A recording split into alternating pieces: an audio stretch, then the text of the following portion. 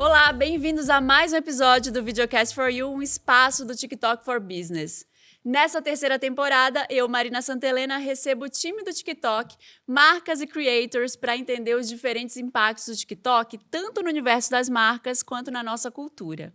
Se você trabalha com marketing, deve saber que a pressão por resultados nunca foi tão grande. Com orçamentos mais apertados, a pergunta que todos os líderes se fazem é: como provar que as nossas ações estão realmente gerando receita, lucro e ROI, retorno sobre o investimento?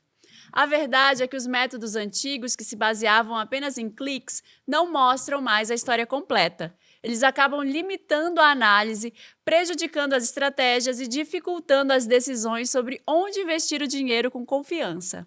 E aí que entra a grande questão: como as coisas mudam nesse cenário fragmentado? No episódio de hoje, vamos mergulhar nos testes de incrementalidade e mostrar como eles podem revolucionar a forma como as marcas medem seu impacto. Vamos discutir como a combinação de diferentes métodos de mensuração é essencial para enxergar o efeito real do marketing, tanto a curto quanto a longo prazo, e guiar suas decisões com muito mais segurança.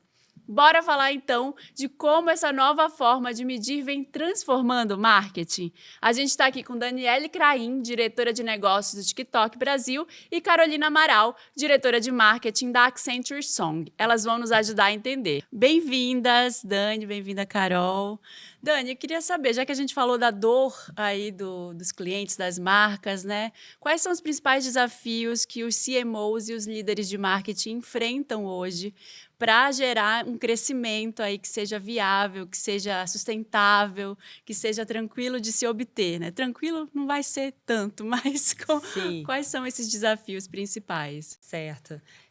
Hoje é muito difícil entrar em alguma reunião com um cliente, né, do TikTok em que a pauta não seja a rentabilidade, né? Então, o CMO ele está sofrendo uma pressão grande por mostrar essa rentabilidade, e a grande dificuldade é que o ROI, como a gente conhece hoje, ele está sendo cada vez mais questionado, justamente porque teve uma mudança grande na complexidade da jornada de compra. Como você trouxe, né, ali na sua introdução, a visualização de conteúdo ganhou uma relevância muito grande na jornada. E a maioria dos modelos, né, de mensuração, eles capturam apenas a jornada baseada em cliques. Então, é fundamental que o CMO se atualize e que ele tenha, de fato, né, modelos ali de mensuração que traduzam impacto na última linha do negócio. Isso vai deixar a vida dele muito mais fácil e uma conversa muito mais palatável quando ele sentar para negociar budget, por exemplo, com o CFO, com o CEO da empresa. Então, eu vejo isso como fundamental e como algo que a gente não vai voltar ao modelo anterior. Essa atualização precisa acontecer. Carol, hoje a gente falou sobre um pouco sobre essa jornada, né? Eu queria que você complementasse, porque a gente não tem mais uma jornada linear, uma pessoa vê um vídeo numa plataforma, e aí no meio ela vê um anúncio, e depois ela volta aí para esse produto em outra plataforma, em outro vídeo. Se essa jornada de compras ela está diferente, por que as empresas continuam tomando decisões baseadas em métricas que correm o risco de não ter o mesmo resultado, né? Como é que a gente pode fazer diferente? Como é que esse comportamento pode mudar para melhorar isso?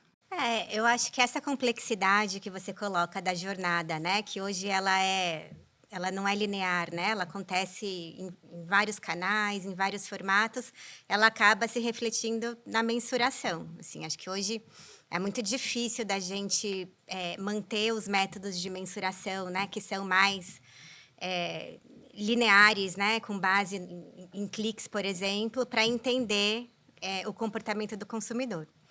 E o que acaba acontecendo, assim, acho que tem vários riscos aqui que as empresas, né, que adotam esses modelos mais tradicionais acabam correndo, assim. Acho que o primeiro risco e mais óbvio é de você tomar a decisão errada, né, alocar o seu investimento da forma não correta. Acho que isso é uma coisa que tem sido muito discutida. Acho que tem também, né, assim, a gente escuta, eu já escutei de vários CEOs diferentes falando que o marketing tem muito a tendência de se apegar a métricas de vaidades, né, assim, métricas que vão medir cliques, vão medir engajamento, mas que não necessariamente mostram se o investimento da mídia está realmente mudando o ponteiro do negócio. Então, eu acho que, no final das contas, tem até um risco do CMO cair num processo ali de perda de confiança e até de credibilidade frente aos pares executivos, né? Acho que essa conversa está muito quente, assim, eu tenho escutado isso, né, e trabalhado com diversos clientes para entender como que a gente reflete essa complexidade da jornada no jeito que a gente faz mensuração de investimento, né? Assim, E a gente tem essa grande mudança aí na mensuração, né, Dani? Como que a relação entre o marketing e o negócio mudou nos últimos anos? A gente sabe algumas coisas por alto, mas se você puder aprofundar mais nisso, né? E que métricas que são usadas hoje, o que elas não mostram? Porque tem muita coisa que está de fora, né? A gente vê os números ali, mas não vê várias outras coisas. E o que o mercado está acostumado a fazer, que ele já não deveria mais fazer, que ele já poderia mudar. Sim. Eu, como ex-profissional de marketing, né, eu vivi tempos em que era muito comum você escutar que a beleza do marketing digital é que toda a jornada é 100% rastreável, né, Carol? Assim, então, olha só que coisa boa, você consegue medir todos os cliques, então você vai ter todos os touch points ali, toda a interação do usuário ao longo da jornada até fazer uma conversão. Isso por algum tempo foi uma verdade, né? Apesar de que com também chegada de redes sociais, com outros canais, isso já ganhou uma complexidade adicional. Mas quando as plataformas de vídeo, né, entraram na jogada, e aí eu incluo, obviamente, o TikTok nisso, aí que realmente mudou de vez e, assim, os modelos que só mapeiam cliques, eles realmente estão defasados, eles não traduzem o real impacto do que você está alocando como investimento de mídia, né? Então, por isso que essa mudança ela é tão urgente nesse momento, porque, de fato, a relevância que ganhou a visualização de conteúdo, seja na influência de uma compra ou de qualquer tipo de conversão, a gente nunca viveu isso até esse dado momento. E o TikTok tem total interesse em empurrar essa agenda, porque a gente tem dados que mostram que o TikTok é a plataforma mais subatribuída nos modelos de atribuição tradicionais que são baseados, né, em cliques. Então, acho que a primeira coisa a gente precisa ter uma conversa urgente de capturar a incrementalidade do investimento que está sendo feito nos canais de mídia. E foi aí que surgiu também a necessidade desse projeto, que a gente trabalhou junto com a Accenture. E o segundo ponto é que os clientes, a gente não tem dificuldade de ter o buy-in intelectual do cliente. O cliente ele quer fazer, ele quer tomar decisões que estejam mais alinhadas com o que ele vê de fato de impacto no negócio. Acho que a grande dor do mercado é o como fazer, né?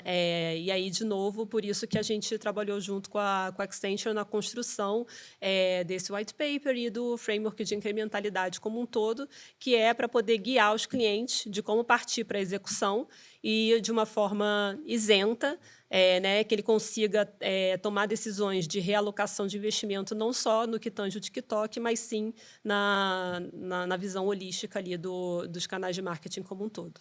E eu acho que é muito importante, porque eu acho que muita gente tem dúvidas ainda sobre como fazer isso, porque é algo muito novo mesmo, né? A gente está acostumado com essa lógica de cliques que não é mais efetiva para mensurar aí a realidade. O que ainda falta para a gente mensurar essa realidade? O que foi decisivo ali como um fator que fez a pessoa comprar, né, fechar aquele negócio? Carol, você pode falar um pouco mais sobre isso, por favor? Posso, assim, no meu ponto de vista, eu acho que, de novo, né, entendendo que a jornada de compra é complexa, eu acho que hoje em dia não tem um método que te dá todas as respostas e toda a segurança para entender o comportamento ali por trás da jornada de compras. Assim, o que a gente tem discutido muito é a necessidade de ter um processo de mensuração mais holístico ali, de depender menos de um método específico e de você entender quais são as fortalezas, né, e as fraquezas de cada um dos métodos e saber quando aplicar.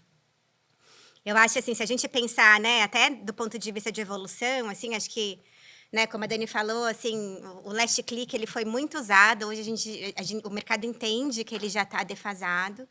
Acho que as empresas que conseguiram dar um passo para frente, muitas delas trabalham com os modelos de atribuição, né, que é o MTA, que vem do inglês do Multi-Touch Attribution, que é um método que ele é super interessante porque ele traz uma visão do que cada canal contribui ali para o processo de conversão durante a jornada de compras, mas ele também traz algumas limitações. Assim, primeiro que ele é baseado em clique, né, e a gente, né, já está discutindo o quanto que isso deixa para trás uma parte importante da história.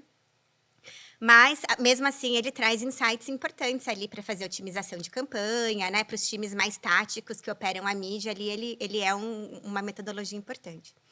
Ao mesmo tempo, a gente vê muitas das empresas usando o Marketing Mix Modeling, que acho que é um outro método, né, que é o famoso MMM, que ele é muito importante também num contexto de decisões mais estratégicas, mais médio e longo prazo.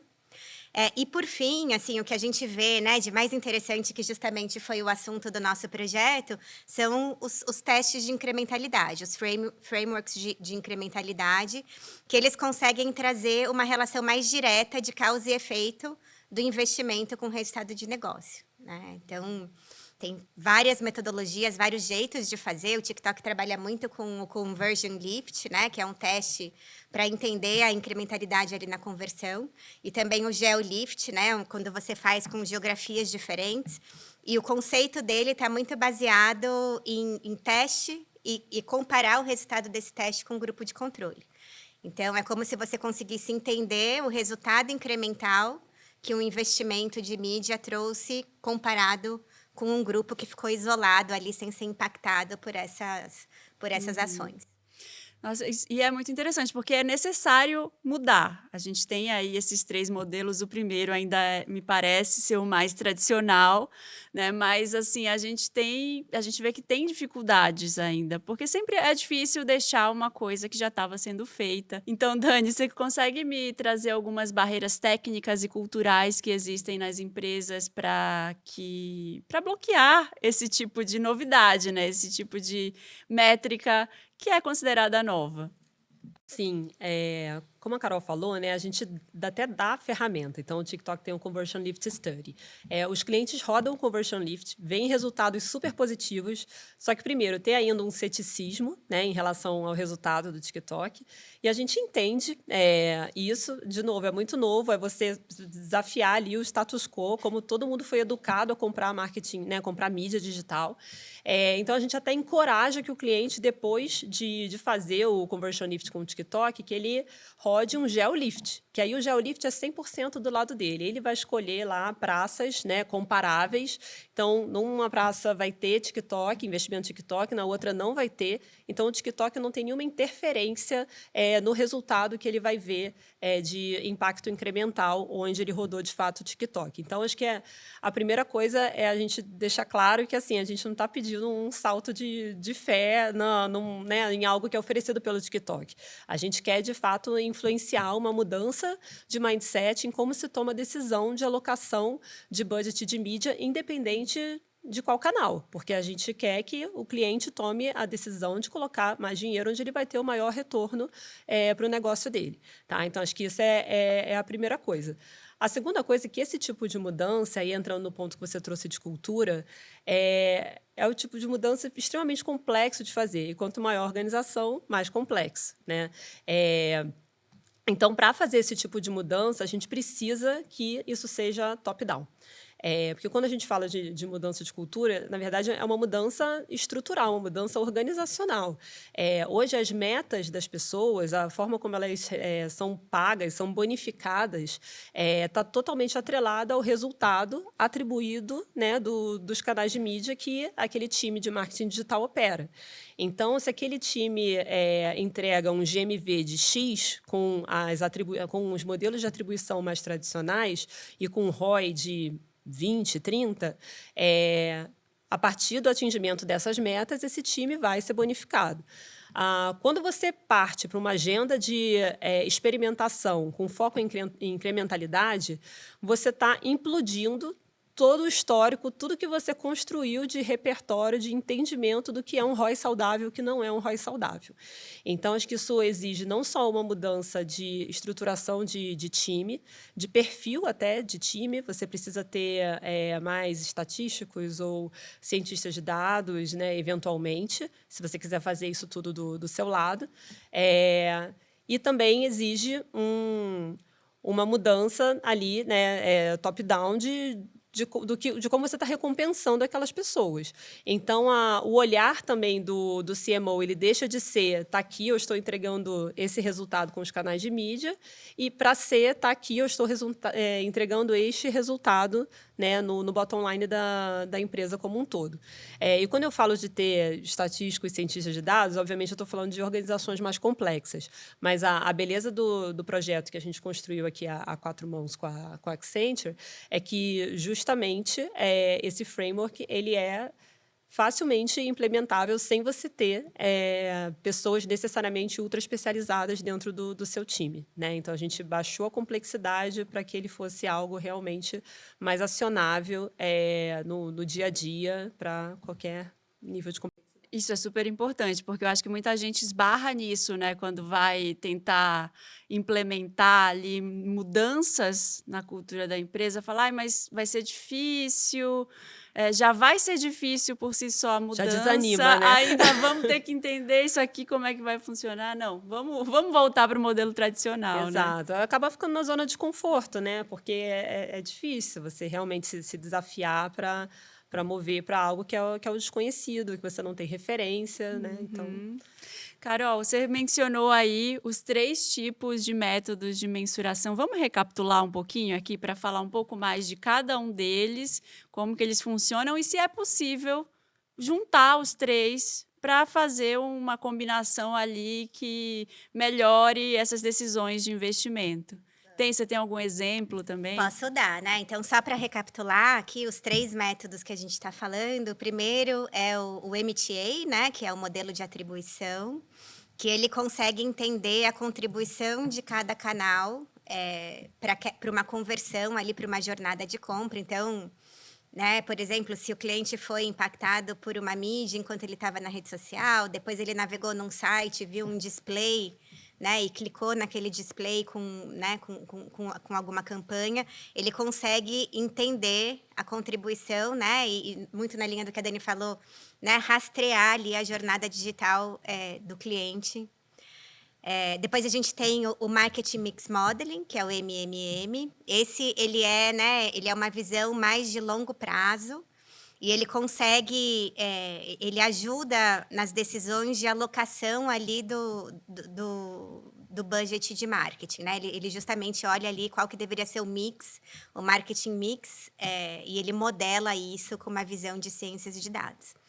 E por último, a gente está falando, né, do framework de incrementalidade, né, que ele é uma metodologia que ele é baseado em testes, onde a gente sempre tem um grupo controle e uma amostra ali do teste, e a gente compara os resultados, né? Então, por exemplo, no caso que a Dani falou, pode ser por geografia, então uma praça você tem ali, né, o impacto do TikTok e outra não, e aí você vê a diferença de resultado entre essas duas e mede, né, essa diferença é o que a gente chama de incrementalidade. Eu tenho vários exemplos, assim, recentemente eu estava discutindo com um dos meus clientes que eles estavam com uma desconfiança enorme porque o ROI das campanhas de mídia ali estavam muito alto. E isso não é incomum, né? Principalmente quando a gente fala de campanhas ali, das ações ali relacionadas aos buscadores, assim, é muito frequente a gente ver um ROI alto, mas que não necessariamente é um investimento que está trazendo essa visão de incrementalidade, né? Então, isso é uma tensão comum, assim, da gente ter um ROI alto, porém, a gente não consegue necessariamente estabelecer ali uma relação de causa e efeito. Apesar do retorno do investimento ser alto, fica a dúvida, né? Assim, puxa vida, se eu não tivesse feito esse investimento, será que as minhas vendas ou o meu resultado de negócio ia ser muito diferente? E aí, justamente, a gente entrou com um teste de incrementalidade, e foi uma das, né, dos insights ali desse trabalho de um dos clientes que a gente trabalha, justamente, né, que apesar do ROI ser alto, a incrementalidade ela não era tão alta. Isso pode acontecer. E aí a gente tem o framework, a gente volta um pouco nele, né, para entender aí de onde veio essa necessidade. Eu acho que dessas mudanças de cultura, de trazer um pouco mais um resultado mais assertivo. Vocês acham que ele pode ajudar? De que formas os C-levels, os CMOs, os profissionais de marketing a tomarem decisões mais assertivas que impactem ali não só no marketing, mas no negócio em si, né, que gere vendas? Sim, acho que a grande beleza, né, desse projeto, do framework que a gente construiu junto, é justamente o como fazer, né? Porque, de novo, o mercado está assim, sedento por eu quero trabalhar essa agenda. O CMO está cansado de sofrer corte de budget de marketing quando aperta ali, né, a margem da empresa, né? Normalmente, o marketing é um dos primeiros a sofrer com cortes. Então, existe essa demanda do mercado de realmente conseguir apontar para a incrementalidade. O que o framework se propõe a fazer é trazer uma metodologia de fácil aplicação, extremamente acionável, que funcione com qualquer modelo de atribuição. Então, como a Carol falou, né, a gente tem o modelo Last Click, que muita gente ainda usa, mas que é um modelo o mais defasado. Existe um MTA, que já é uma evolução, que pega vários touchpoints do cliente, que é o Multi-Touch Attribution, mas nenhum deles dá o devido valor à visualização de conteúdo, seja no TikTok ou em qualquer outra plataforma. Então, a forma como a gente construiu o framework de incrementalidade, ele serve para você calibrar o seu modelo de atribuição, independente, de novo, da complexidade. Então, você pode trabalhar com um modelo super sofisticado, com cadeia de Markov, ou com um modelo super simples de prateleira da sua ferramenta de analytics. Ele vai atender a sua necessidade de forma acionável para você conseguir calibrar os seus resultados e ter uma aproximação maior, né, na sua atribuição do que, de fato, está gerando impacto na última linha.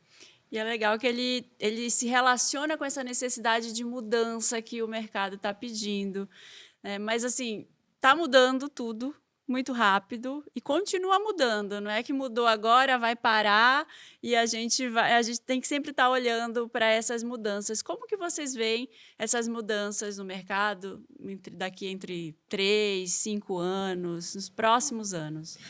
Eu vejo, de novo, né, que as empresas, as marcas estão cada vez mais abertas a esse modelo de experimentação, né? Assim, eu acho que uma das belezas, de novo, do framework de incrementalidade é que ele é intuitivo, e ele fomenta uma visão e uma cultura nos times de marketing de experimentação, de fazer teste, né, de ter hipótese, de ir lá testar e ver se realmente, né, o teste fazia sentido. Assim. Então, eu vejo que cada vez mais um apetite para adotar esse tipo de metodologia.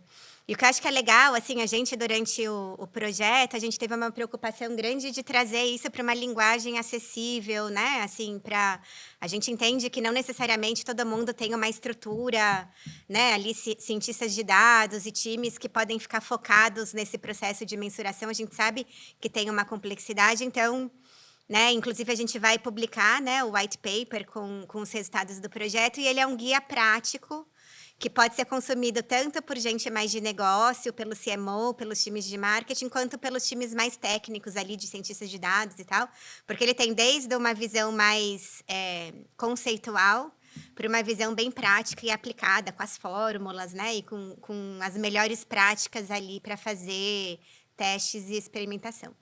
Ai, muito bom. E aí agora, assim, só para a gente finalizar, o que cada uma de vocês daria como conselho para um CMO que quer correr atrás dessas mudanças, que quer fazer uma mensuração de forma mais holística, mas ele está meio perdido, ele não sabe por onde começar, ele está meio engessado por essa cultura que a gente falou, que já perdura há muito tempo, né? Essa só do que olha só para o last click, enfim.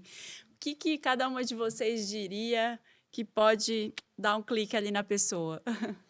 Acho que meu grande conselho é coragem, sabe? Tipo, banque essa mudança, seja o grande patrocinador dessa mudança de cultura, traga o seu time para perto, assim, acho que divida com o time o desafio intelectual que vai ser algo desse tipo, que assim é uma agenda muito mais interessante, né, do que você só reportar ali o que o seu analytics está te dizendo que é aquele resultado.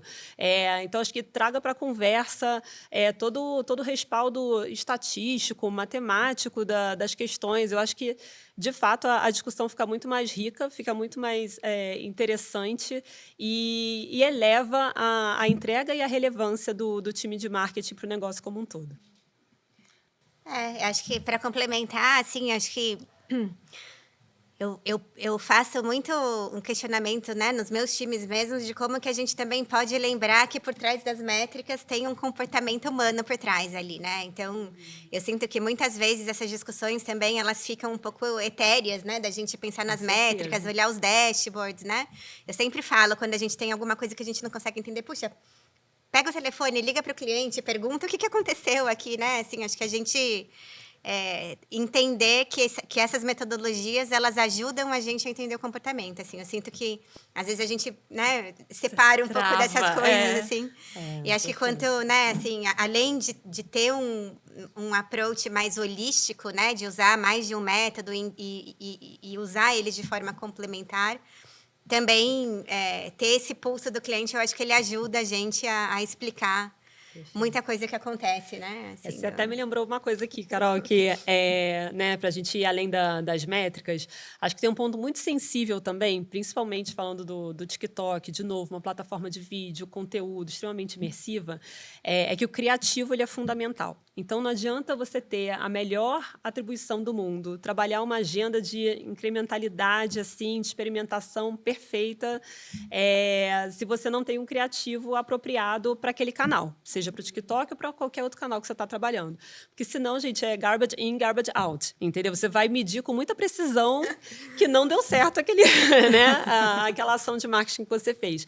Então, acho que tem um passo anterior, que é você garantir qualidade de criativo, um alinhamento com a linguagem, né, do público que você está impactando, garantir qualidade de sinais para você também buscar ali para ajudar, né, as ferramentas a terem a melhor entrega para o público que você está buscando, e aí sim a incrementalidade ela entra ali para coroar tudo isso e garantir que os resultados estão acontecendo. E só uma coisa que a gente estava falando um pouco antes de começar a gravar, sobre empresas de médio porte e empreendedores, né? Que como que essas pessoas podem adotar essas novas estratégias desde já, para elas crescerem já com essa cultura de usar vários tipos ali de métricas diferentes, para não se prender em uma coisa só que já está ficando para trás também, né? Sim, acho que, de novo, a beleza do framework, né, é a baixa complexidade dele. Ele é muito fácil, muito acionável.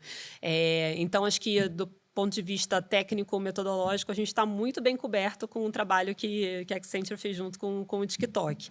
E da parte cultural, gente, é muito mais fácil, né, você, numa organização menor, implementar esse tipo de mudança do que você manobrar o Titanic, que é o que acontece né, em grandes corporações.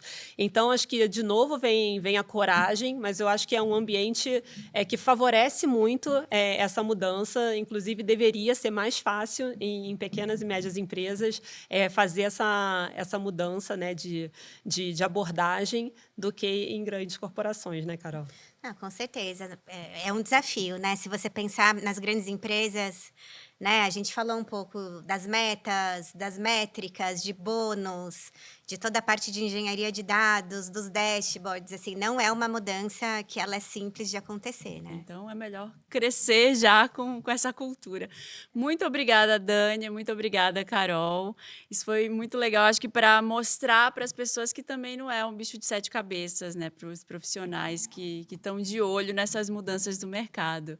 Esse foi o último episódio dessa temporada do Videocast for You. A gente falou de assuntos muito relevantes como mudança de comportamento do consumidor, novas ferramentas como o TikTok Shop, a importância de criar conteúdo relevante, mas também saber mensurar. E muito mais coisas. Se você chegou agora, eu te convido a assistir todos os episódios dessa temporada, que eu tenho certeza que vão te ajudar muito na sua estratégia digital. Obrigada, TikTok, por me receber e obrigada a toda a equipe que está aqui trabalhando com a gente. A gente se vê em breve. As opiniões emitidas pela host e convidados nesse episódio não representam a opinião do TikTok e seus afiliados.